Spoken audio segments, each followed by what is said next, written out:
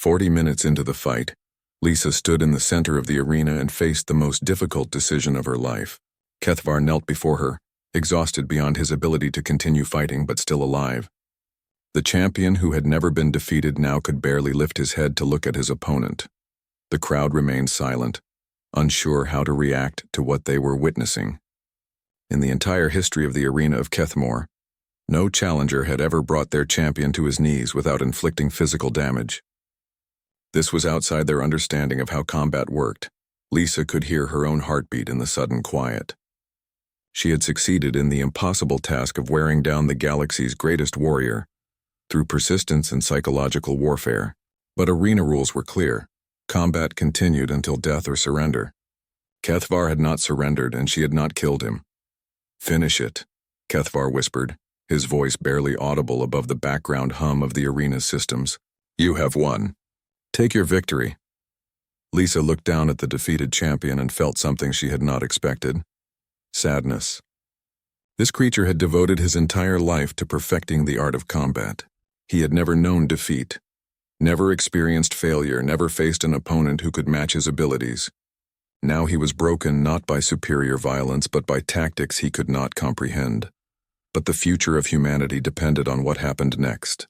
Earth's place in galactic society hung in the balance. Billions of humans were counting on her to complete what she had started. "I'm sorry," she said quietly, then moved with the precision that had taken her entire life to develop. As Kethvar attempted one final, desperate attack, Lisa did what Amy's research had prepared her for. The doctor's analysis of Zephyrian anatomy had identified a single point of vulnerability. A joint in the neck vertebrae exactly 3 inches below the skull where the armor plating did not provide complete protection. Lisa moved with inhuman focus, all her training and preparation concentrated into a single moment of perfect execution. As Kethvar's exhausted lunge carried him past her, she reached up and applied precise pressure to exactly the right spot with exactly the right amount of force.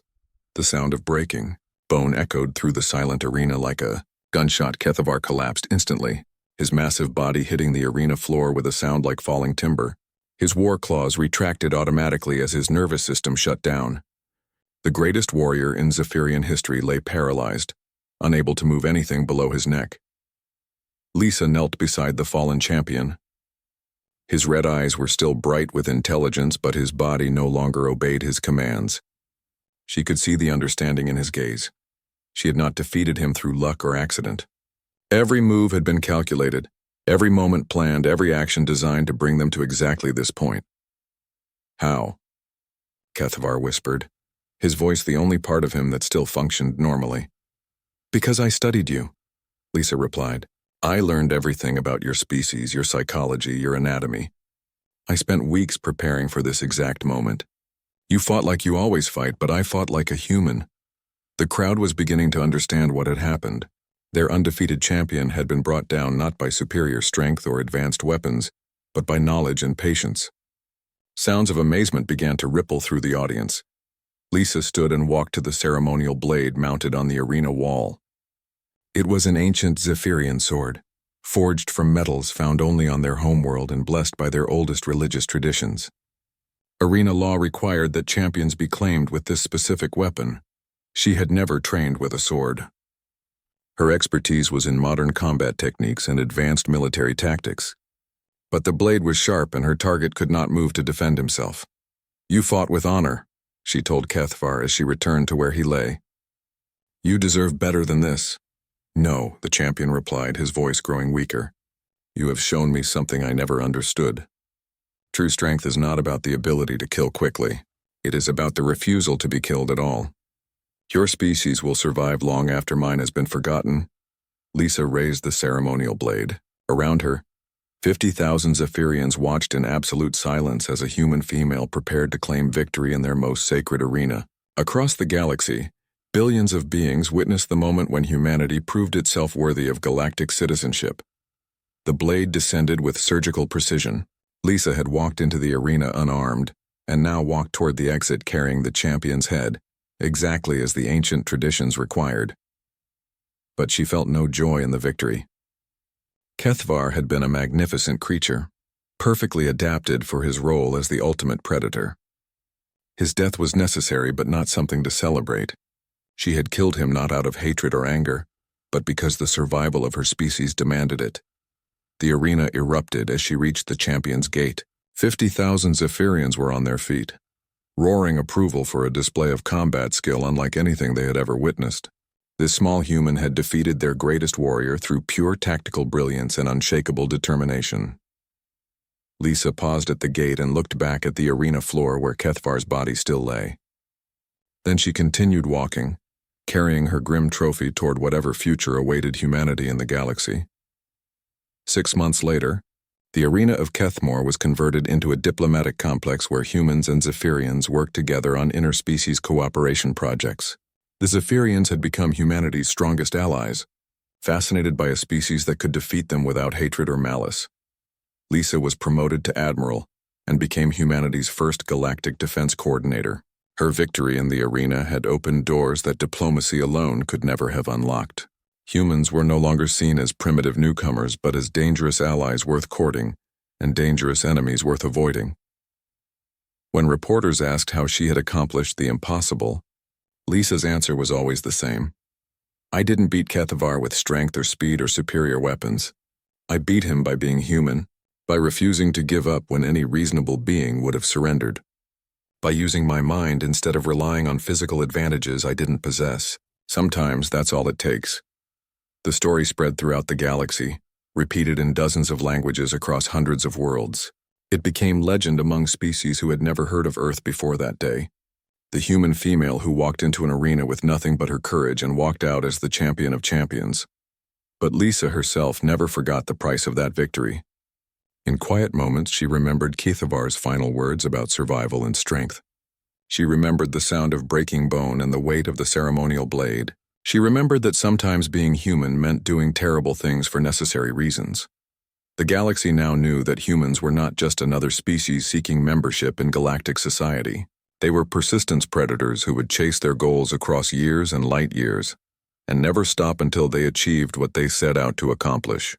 They were creatures who could adapt to any challenge, overcome any obstacle, and defeat any enemy through sheer refusal to accept defeat.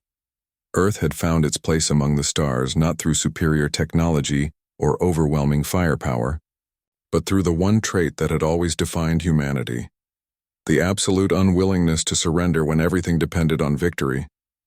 The age of human expansion had begun, and every species in the galaxy now understood why humans had survived long enough to reach space in the first place. They had never learned how to give up, and they never would. The Colosseum of Kethmore was the largest structure Lisa had ever seen. It rose from the surface of the Zephyrian homeworld like a black mountain, its walls stretching up into the pale sky until they disappeared in clouds. The arena floor lay at the bottom of this massive bowl, 300 feet of polished black stone that reflected the lights from 50,000 seats filled with alien spectators. Lisa stood in the preparation chamber beneath the arena and listened to the sound above her. It was like standing under a waterfall of noise. 50,000 Zephyrians were screaming, hissing, and roaring their excitement. The vibration came through the floor and walls and made her bones shake. Rick paced back and forth in the small room. It's not too late to change your mind about weapons. I could have a plasma rifle down here in 5 minutes. No, Lisa said quietly. She was sitting on a simple metal bench wearing basic human combat fatigues and boots. Nothing else. No armor, no protective gear, no communications equipment. She looked like someone preparing for a training exercise rather than a fight to the death. Amy checked her tablet one more time. The medical scanners they use here will detect any technological assistance. If they find even a simple tracking device, they'll declare you a cheater and execute you on the spot. Lisa nodded. She had expected this. The Zephyrians valued honor in combat above everything else.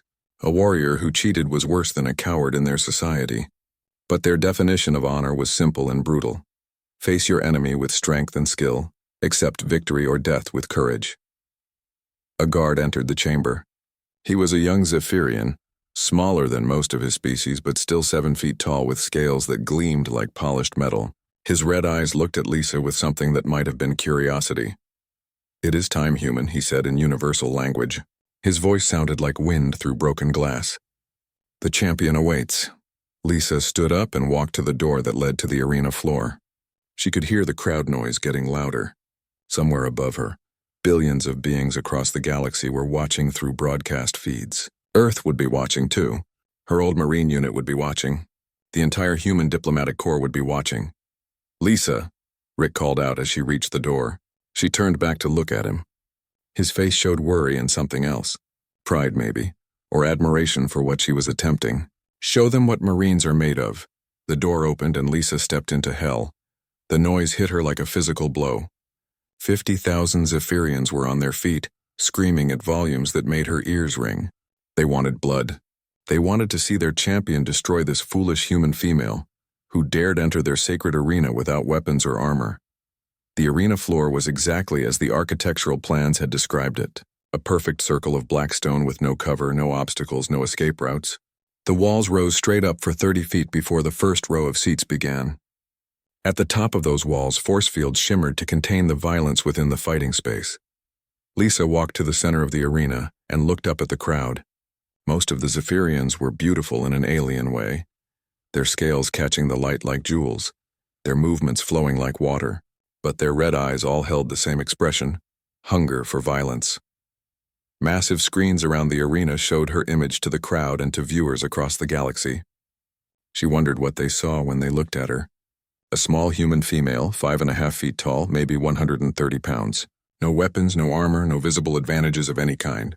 She must look like an insect that had wandered into a spider's web. The crowd noise suddenly changed. The screaming became rhythmic chanting. They were calling a name: Kethvar. Kethvar. Kethvar. The champion's entrance gate opened on the far side of the arena. Kethvar was everything the descriptions had promised and worse. He stood 12 feet tall and moved with liquid grace that made Lisa's trained soldier mind recognize him as the most dangerous creature she had ever seen. His scales were not just black but seemed to absorb light, making him look like a hole cut out of reality. War claws extended 6 inches from his fingertips, sharp enough that they whistled through the air as he moved. But it was his eyes that made Lisa's blood run cold. They glowed red like burning coals, and they held intelligence. This was not just a beast designed for killing. This was a thinking creature who took pleasure in combat and had never experienced defeat. Kethvar walked to the center of the arena with movements so smooth they seemed impossible. Each step covered ground that should have required 3 human strides. When he stopped, he was close enough that Lisa could see her reflection in his polished scales. "Human." His voice boomed across the arena without any amplification system. "I have studied recordings of your species' military capabilities. You are soldiers, not warriors. You fight with machines and explosives and coordinated attacks. You are not built for single combat." The crowd had gone silent, waiting to hear how the human would respond. Lisa looked up at the creature that towered above her and spoke in a clear voice that somehow carried to every corner of the massive arena. "You're right. We're not built for single combat. We are built for something much more dangerous." Kethavar's head tilted slightly. "And what is that?" "Survival." The champion laughed, a sound like breaking glass mixed with grinding metal. "Survival requires victory, small human. Where are your weapons?" Lisa smiled, an expression that did not reach her eyes. "I don't need them." This brought renewed screaming from the crowd. The idea that a human would face their undefeated champion without weapons was either the greatest act of courage or the greatest act of stupidity they had ever witnessed. Probably both. Kethvar extended his war claws to their full length. In the arena lighting, they looked like curved knives made of polished bone. "Your arrogance will make your death swift and amusing. I will enjoy adding your skull to my collection." A horn sounded from somewhere high in the arena walls. The sound echoed through the massive space and then faded to silence. The signal to begin combat had been given. Kethvar attacked with the speed of striking lightning. His movement was so fast that Lisa's human eyes could barely track it. One moment he was standing 8 feet away. The next moment he was lunging forward with claws extended to disembowel her in a single strike that would have split her body from stomach to throat. Any normal opponent would have tried to dodge backward or to the side. Any normal opponent would have used weapons to block or counterattack. Any normal opponent would have followed predictable patterns of movement that Kethvar had seen and countered hundreds of times before. Lisa did none of those things. Instead, she did something that no Zephyrian mind could understand or predict. She threw herself directly toward the attacking predator. As Kethvar's claws swept through the space where she had been standing, Lisa grabbed onto his extended arm and used his own momentum to swing herself around behind him. For a fraction of a second, she was pressed against his back, close enough to feel the heat from his body and hear his confused intake of breath. Then she was moving again, staying close to his body, using his size and reach against him. This was wrong. This was completely outside Kethvar's experience. Prey was supposed to run. Prey was supposed to maintain distance and try to escape. What was this strange creature doing? Kethvar spun with incredible speed, but Lisa was already somewhere else. She had rolled between his legs and come up on his other side. When he slashed at that position, she was moving again, always staying within the range where his long reach became a disadvantage. The crowd had gone completely silent. This was not combat as they understood it. The human was not trying to wound the champion.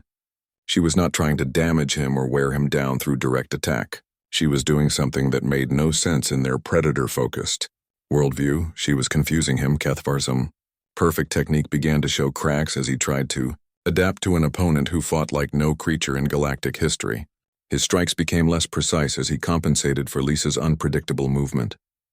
His footwork became uncertain as he tried to anticipate where she would be next. "Stand still and fight," he roared, his composure cracking for the first time in his career. Lisa continued her constant motion around and under his attacks. "Why should I? You're doing all the work." That was when Kethvar began to understand that he was not fighting a warrior at all. He was fighting something completely alien to his experience. This human female was using strategies that no Zephyrian could comprehend because they came from a completely different evolutionary path. She was treating him like prey to be exhausted rather than an enemy to be defeated through superior violence, and it was working. For the first time in 300 battles, Kethvar the Undefeated began to feel something he had never experienced before. Not fear exactly, but uncertainty. This was not supposed to happen. Champions did not feel confused in combat. Champions did not miss their targets. Champions did not become frustrated by opponents who refused to follow the rules of proper warfare.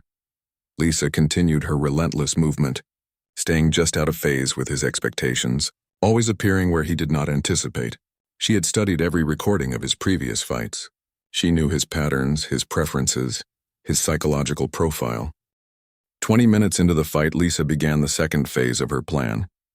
She had spent the first part of the battle mapping Kethvar's responses and breaking down his psychological defenses. Now it was time to hunt him the way humans had once hunted mammoths on the plains of ancient Earth. The crowd had moved from confused silence to growing unrest. This was not entertainment as they understood it. Their champion was not dominating his opponent through superior strength and skill. Instead, he was being led around the arena floor like a predator chasing shadows. Some of the Zephyrians were beginning to hiss with displeasure. Kethvar himself was showing signs of strain that no one in the arena had ever seen before. His breathing had become heavier. His perfect posture was beginning to slouch. His legendary speed was still impressive, but it was no longer the blur of motion that had ended 300 previous fights in the first few minutes.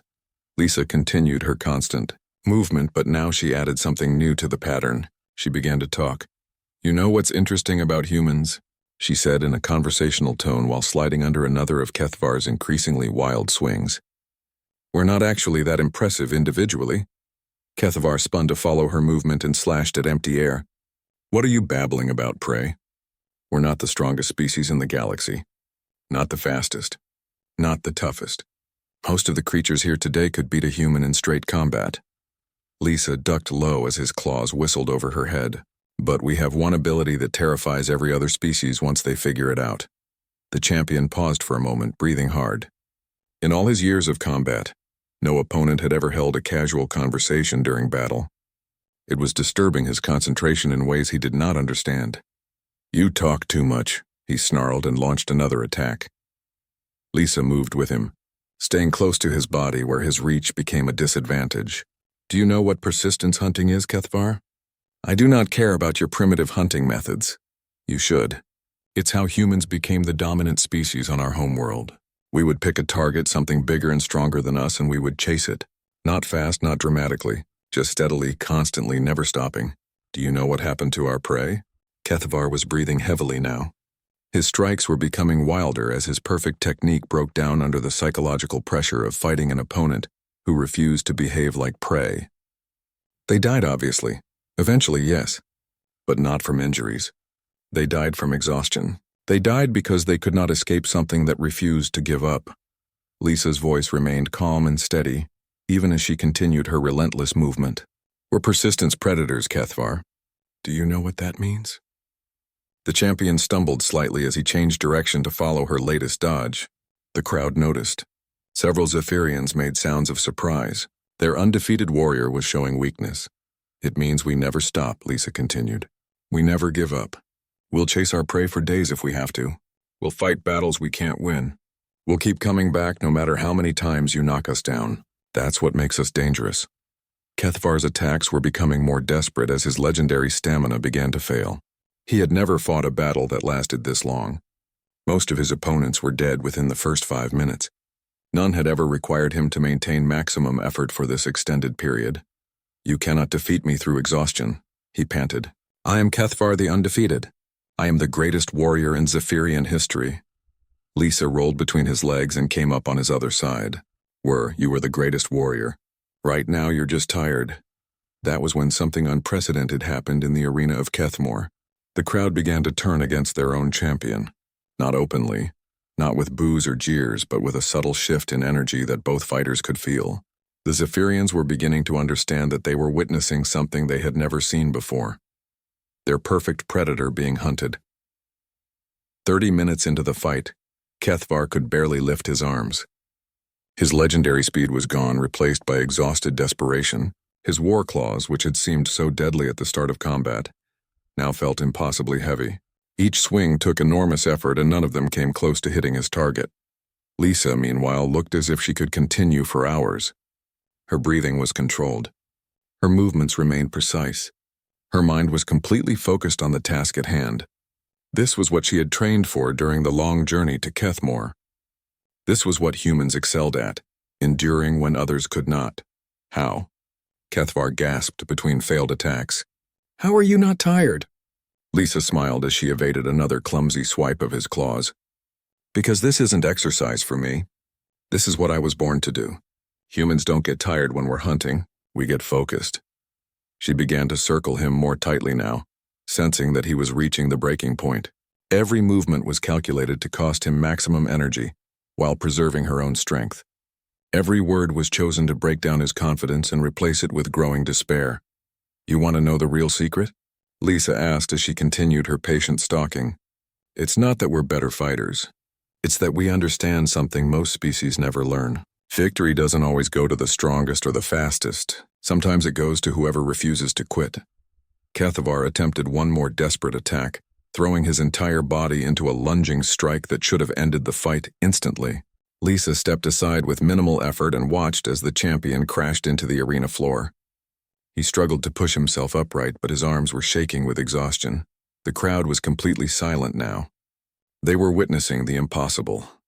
Their undefeated champion lying on the ground while his opponent stood over him, barely breathing hard after 35 minutes of continuous combat. Get up, Lisa said quietly. This isn't over yet. Kethvar managed to rise to his knees, but standing seemed beyond his current capabilities. His proud head hung low and his red eyes had lost their fierce glow. How? He whispered. I am the greatest warrior who has ever lived. How can a small human female defeat me without landing a single blow? Lisa walked closer until she was standing directly in front of him. Close enough that he could kill her with one swipe of his claws if he had the strength left to lift them. Because you're not fighting a warrior, Kethvar. You're being hunted by a predator, and humans are very, very good at hunting. She reached down and placed her hand on his shoulder. The scales were slick with perspiration and hot to the touch. You've never faced anything like this before because nothing like this exists in your experience. Every species you've ever fought has tried to beat you at your own game. They brought weapons and armor and tried to match your speed and strength.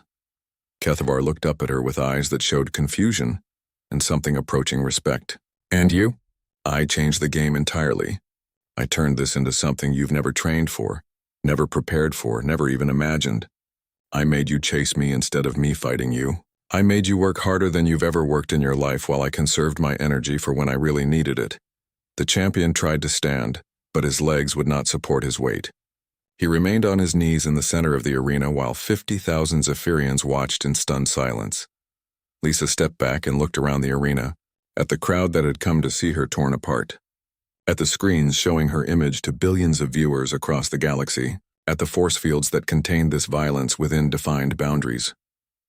Now comes the hard part, she said, more to herself than to Kethvar, because exhausting him had only been the first step. Now she had to finish what she had started, and that would require the most difficult thing of all, taking a life with her bare hands to save her species' future in the galaxy. The hunt was almost over, but the kill still lay ahead. The human ship North Star moved through space toward the Zephyrian homeworld with steady purpose. Lisa spent most of her time in the cargo bay that had been converted into a training area. The metal floor was covered with exercise mats, and the walls were lined with equipment from a dozen different human martial arts traditions. Dr. Amy Chen found her there every morning at 5 o'clock. The scientist was small and quiet with dark hair that she kept tied back while she worked. She had volunteered to join the mission as soon as she heard about Lisa's challenge. Amy specialized in alien biology and had spent the last 3 years studying every species in the galaxy.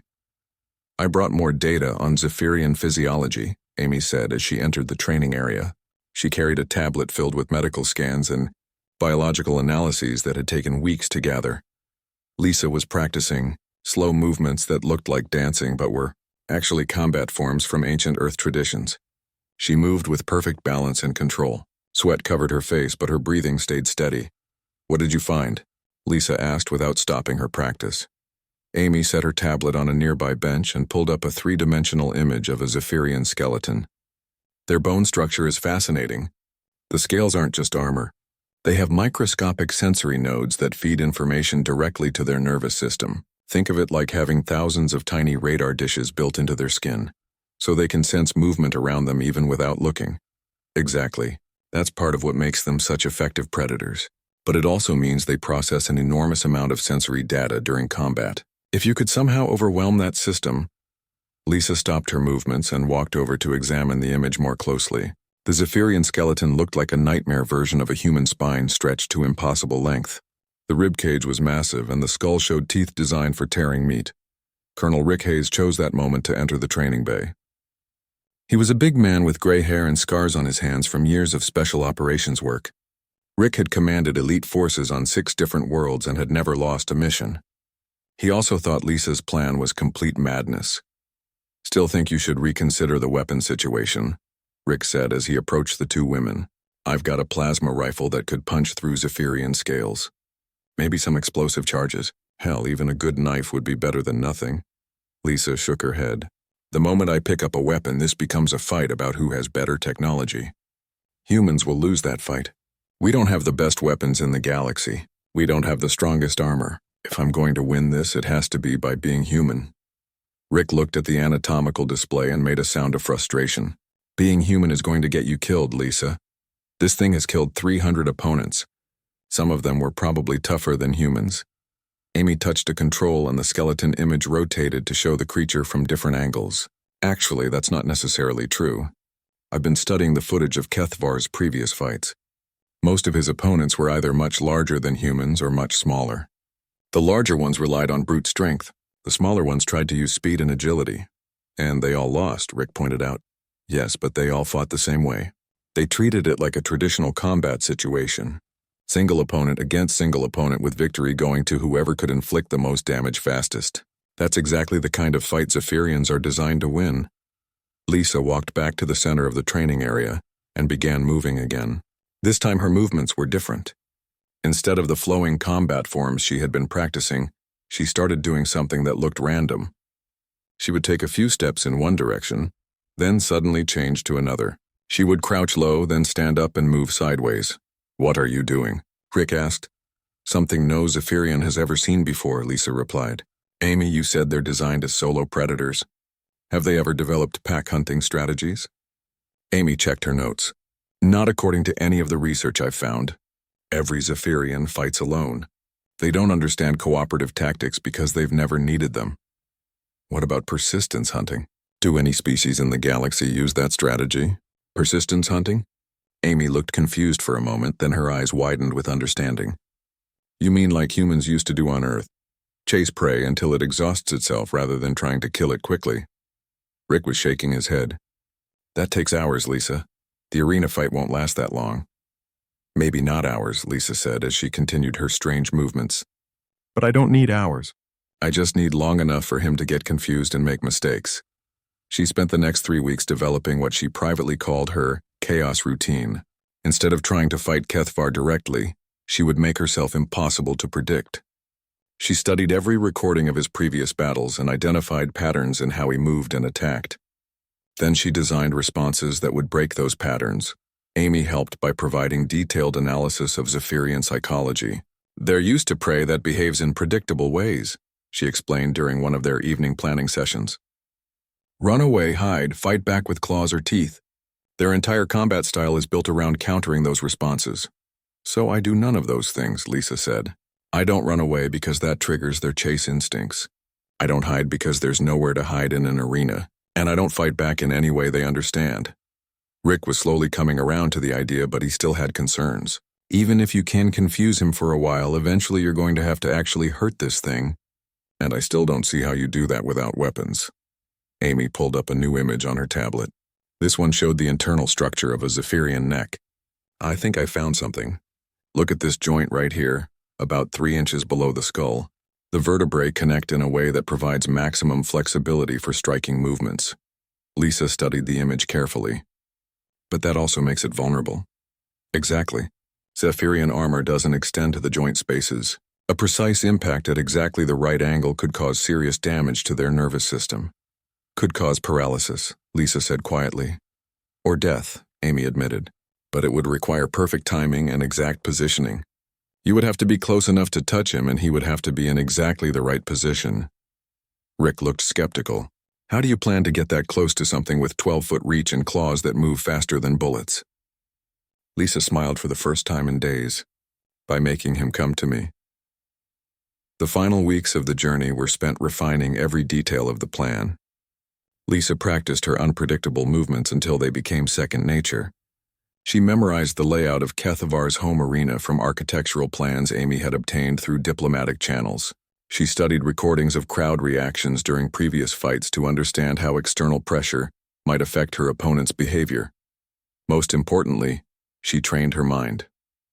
Every morning and evening she spent time in meditation, preparing herself for what was going to be the most psychologically demanding experience of her life.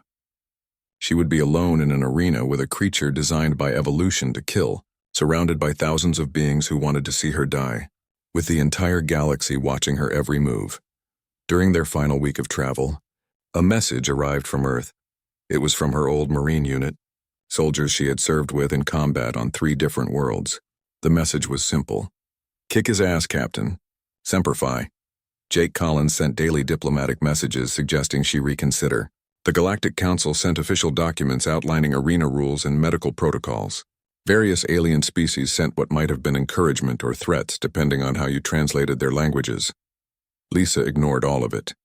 She focused on preparation, on understanding her enemy, and on the strange calm that had settled over her mind as they approached Kethmore. You know this is insane, Rick said on their final night before arrival. You're going to fight the most dangerous predator in the galaxy with nothing but your bare hands and a plan that requires perfect execution. Lisa was sitting on the floor of the training bay, legs crossed, eyes closed. Yes. And you think you can win? I think I can do something no one expects. Whether that's enough to win, we'll find out tomorrow. Amy looked up from her final preparations. I've downloaded everything we know about Zephyrian biology to your suit's computer. If you need quick reference during the fight, I won't be wearing the suit, Lisa said without opening her eyes. No technology. No assistance. No backup plans. Both Rick and Amy stared at her. Lisa, Amy said carefully, the suit has basic medical monitoring. If something goes wrong, I die. That's what makes this work. Kethavar has to believe I'm completely vulnerable. He has to think this is going to be easy. The moment he suspects I have any kind of advantage, he'll change his approach. Rick was quiet for a long moment. You're not just betting your life on this plan. You're betting the future of our entire species. Lisa opened her eyes and looked at him. I know. That's what makes it worth doing. Outside the ship's windows, Kethmore grew larger against the starfield. In 12 hours, Lisa would walk into an arena that had never seen a living challenger leave victorious. The grand hall of the Galactic Council stretched for miles in every direction. Lisa Morgan sat in the small section marked for human representatives and watched the alien beings around her with careful eyes. She had been to these meetings many times before, but the sight still amazed her. Creatures with 6 arms sat next to beings made of crystal. Things that looked like giant insects clicked and buzzed while talking to floating gas clouds that somehow spoke perfect universal language. Lisa was a captain in the human diplomatic corps, but she had started life as a Marine. Her hands still carried the calluses from weapons training, and her eyes moved like a soldier, even in this peaceful place. She wore the simple blue uniform that marked her as part of Earth's small delegation to the galaxy's most important political body. The humans had only joined the Galactic Council 3 years ago. Most of the other races still treated them like children who had just learned to walk. Some were friendly in a talking down way. Others acted like humans were dangerous pets that might bite if not watched carefully. A few species seemed to think humans should not have been allowed to join at all. Ambassador Jake Collins sat next to Lisa. He was a thin man with gray hair who had spent his whole life in politics. Jake had been trying to make friends with the other species since humans first made contact. He smiled too much and agreed with everyone, even when they insulted his own people. Lisa respected his dedication, but she did not like his methods. Today's meeting was supposed to be about trade routes through the outer rim systems. It should have been boring. Instead, the Zephyrian delegate had turned it into something else entirely. The Zephyrians controlled most of the arena worlds where different species sent their warriors to fight for sport and honor. They were snake-like beings with scales that looked like black metal and eyes that glowed red in the dim light. Their leader in the council was called Vexthul, and he spoke with a voice that sounded like grinding stone. The human species continues to disappoint this council, Vexthul said as he raised his long neck above the other delegates. They ask for advanced technology but offer nothing in return. They request protection for their trade ships but refuse to prove their worth through combat. Perhaps they lack the courage that their military reputation suggests. Lisa felt her jaw tighten. She had fought in 3 different wars before joining the diplomatic service. She had lost friends on alien worlds that most of these council members had never even heard of. The idea that humans lacked courage made her blood run hot. Jake stood up from his seat with his usual nervous smile. Honored Counselor Vexthul, humanity appreciates the Council's patience as we learn galactic customs. We are still a young species in terms of interstellar politics. Young and weak, clicked one of the insect beings from across the hall. Several other delegates made sounds that Lisa had learned meant agreement or amusement. Vexthul's red eyes focused on Jake with something that might have been contempt. The Zephyrian Empire has decided to offer your species one final chance to prove your worth. We challenge you to send your greatest warrior to face our grand champion in single combat. The arena rules are simple. Victory grants humanity a permanent seat on the High Council and access to all advanced technologies. Defeat means immediate expulsion from galactic society. The hall fell silent. Lisa could hear her own heartbeat in the sudden quiet. She knew about the Zephyrian arenas. Every species in the galaxy knew about them. Warriors went in and very few came out alive. Jake's face went pale. That's very generous of you, Counselor. But perhaps there's another way we could demonstrate. Your grand champion interrupted a crystalline being whose voice rang like bells. Has he ever been defeated? Vexthul's scales seemed to shine brighter. Cathvar the Undefeated has killed over 300 challengers in his career. No being has lasted more than 5 minutes in combat with him. He stands 12 feet tall with natural armor and claws that can slice through titanium. He is death-given form. More sounds of agreement came from around the hall. Lisa could see the excitement in many of the alien faces. They wanted to see this fight. They wanted to see humanity crushed. Jake was shaking his head. I don't think this type of challenge aligns with human diplomatic principles. Perhaps we could arrange a different kind of competition. Your species lacks honor, Vexthul hissed. The sound made several smaller delegates move away from him. Perhaps you are too cowardly to face a true warrior. This does not surprise the council.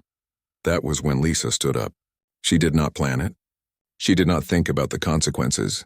She just rose from her seat and spoke in the clear voice she had used to give orders to Marines under fire. I'll do it. The hall erupted. Aliens made sounds of surprise in dozens of different languages. Jake spun around to stare at her with wide eyes. Several security beings moved closer to the human section. Bexthal raised his voice above the noise. "What did you say, human?" Lisa walked down the steps to the center of the hall, where speakers were supposed to address the full council.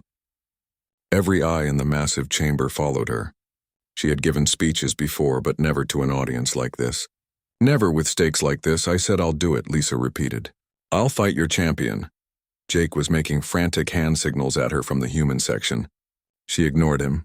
The crystalline being chimed with what sounded like laughter. "You? A single human female against Kethvar? This is amusing." "Combat will take place on Kethmore, the Zephyrian homeworld," Bexthal announced. His red eyes seemed to glow brighter as he looked at Lisa. "Traditional arena rules apply. The challenger may bring any weapon they choose. The champion will use his ancestral war claws. Combat continues until death or surrender. The fight will be broadcast across the galaxy so all species can witness human courage or cowardice." Lisa nodded. She had seen footage of Kethvar fighting. He was everything the counselor had described and worse. His movements were faster than human eyes could follow. His claws could cut through most metals. His natural armor had never been penetrated by any weapon. "What weapons will you bring?" asked one of the gas cloud beings. Lisa looked around the hall at hundreds of alien faces, all waiting for her answer. Some looked excited. Others appeared worried. A few seemed to be calculating odds for betting pools. "None," she said simply. The silence that followed was absolute. No one moved. No one spoke. Even the background hum of the building's systems seemed to stop. Bexthal's neck stretched forward until his head was only a few feet from Lisa. "You would face the greatest warrior in Zephyrian history without weapons?" "Yes." "This is suicide," Jake called out from his seat. "Lisa, we need to discuss this." She turned to look at him. Jake was a good man, but he did not understand what was happening here. This was not about diplomacy anymore. This was about respect. These aliens would never see humans as equals until someone showed them what humans were really capable of. "The challenge is accepted," Bexthal announced. "Transportation to Kethmore will be provided. The combat will take place in exactly 6 weeks. We shall see if human arrogance is matched by human ability." As the council session ended and aliens began filing out of the hall, Lisa stood alone in the center of the chamber. She had just committed to fighting a creature that had never lost a battle against opponents, armed with the most advanced weapons in the galaxy. She was going to do it with nothing but her bare hands. Jake approached her with a look of complete panic. "What have you done?" Lisa watched the last of the alien delegates disappear through the massive doors. "What I had to do,"